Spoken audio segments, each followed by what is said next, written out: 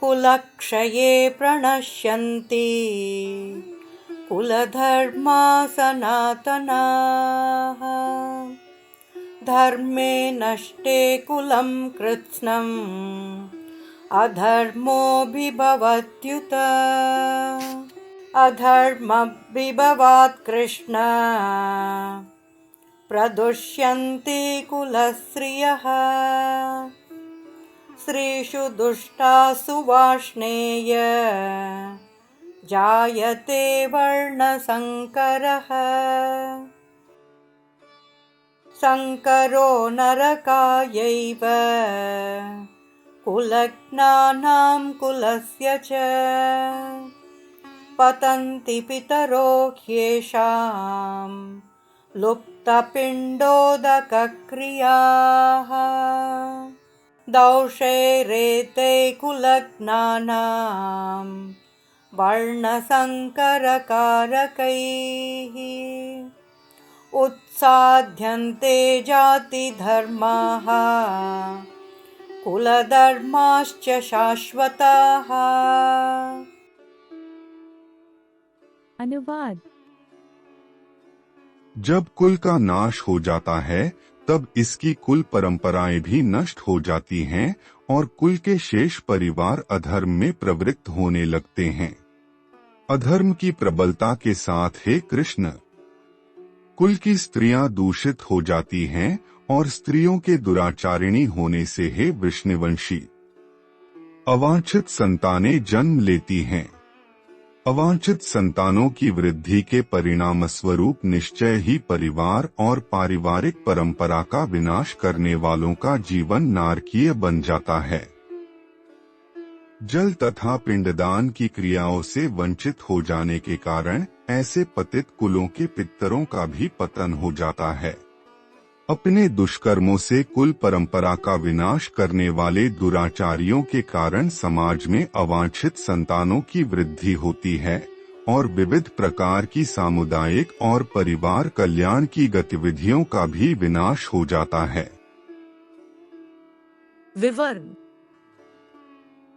कुलों की पुरातन परंपराओं और नित्य मान्य प्रथाओं के अनुसार कुल के वयोवृद्ध लोग उच्च मूल्यों और आदर्शों को अगली पीढ़ी के कल्याण हेतु उन्हें हस्तांतरित करते हैं।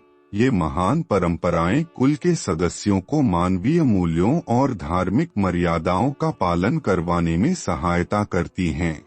यदि कुल के वयोवृद्धों की समय से पूर्व मृत्यु हो जाती है तब भावी पीढ़ियां कुल के वयोवृद्धों के मार्गदर्शन और शिक्षण से वंचित हो जाती हैं। अर्जुन के कहने का तात्पर्य यह है कि जब कुलों का विनाश हो जाता है तब उसकी महान परंपराएं भी उसके साथ समाप्त हो जाती हैं और कुल के शेष सदस्यों में अधर्म और व्यभिचार की प्रवृत्ति बढ़ती है, जिससे वे अपनी आध्यात्मिक उन्नति का अवसर खो देते हैं। इसलिए अर्जुन के अनुसार कुल के आदरणीय वयोवृद्ध सदस्यों को कभी भी नहीं मारना चाहिए। वैदिक सभ्यता में समाज में स्त्रियों को उच्च स्थान प्राप्त था और स्त्रियों में शुचिता एवं सदाचारिता के गुणों की आवश्यकता को अत्यंत महत्व दिया जाता था। इसलिए मनुस्मृति में वर्णन किया गया है, यत्र नार्यस्तु पूजन्ते रमन्ते तत्र देवता है, अर्थात 3:56, जहाँ स्त्रियां पतिव्रता, संयत और सदाचारी जीवन व्यतीत करती हैं, वहाँ वे अपनी पवित्रता के लिए पूरे समाज द्वारा पूजी जाती हैं और वहाँ स्वर्ग के देवता भी हर्षित होते हैं। जब स्त्रियां पतिता बन जाती हैं तब अनुत्तरदायी पुरुष इसका लाभ उठाकर पर स्त्री गमन के कुमार्ग में प्रवृत्त हो जाते हैं और जिसके परिणामस्वरूप अवांछित संतानें जन्म लेती हैं।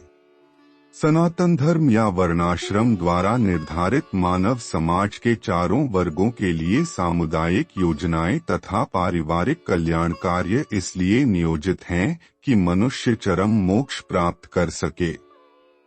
आत्म समाज के अनुत्तरदायी नायकों द्वारा सनातन धर्म परंपरा के विखंडन से उस समाज में अव्यवस्था फैलती है। फलस्वरूप लोग जीवन के उद्देश्य विष्णु को भूल जाते हैं।